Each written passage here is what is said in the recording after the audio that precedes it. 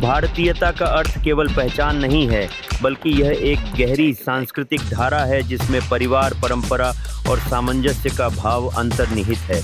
जब हम भारतीय होने का दावा करते हैं, तो हम एक विस्तृत समुदाय का हिस्सा महसूस करते हैं जो सैकड़ों वर्ष पुरानी परंपराओं की संरचना है।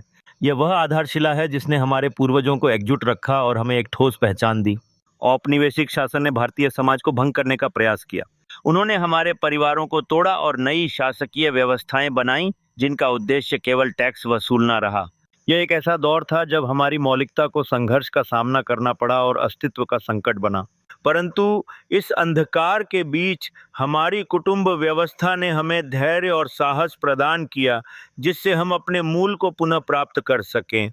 भारत की समृद्ध संस्कृति ने हमें सदैव सहजीवन की प्रेरणा दी है। हमारे गांवों की चौपालों में लोग मिलकर काम करते हैं, खेती करते हैं और सैकड़ों सालों की ज्ञान परंपरा को आगे बढ़ाते हैं।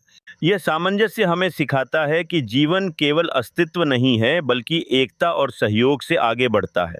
इस विविधता में एकता का सौंदर्य जन्म लेता है, जो देशों को जोड़ता है। जब दुनिया ने साम्राज्य और शक्ति के लिए युद्ध किए, भारत ने दिलों को जीतने का मार्ग अपनाया। महान संतों और विचारकों जैसे बुद्ध और विवेकानंद ने अपने संदेशों से दुनिया को संजीवनी दी। उनकी शिक्षाएं आज भी हमें एकता और प्रेम का महत्व सिखाती हैं, जो हमारे समस्त संघर्षों का एंटीडोट है। भारतीयता की सच्चाई वसुधैव कुटुंबकम में है। जब पूरी दुनिया सत्ता और नियंत्रण के लिए लड़ रही है, तब भारत का सिद्धांत न केवल अन्य का सम्मान करता है, बल्कि उन्हें अपने परिवार का अभिन्न हिस्सा मानता है। यह एक साहसी दृष्टिकोण है जो मानवता की आवश्यकताओं को समझता है। अंत में भारतीयता का साम्राज्य तलवारों से नहीं, बल्कि करुणा, आनंद और प्रेम से रचा गया है।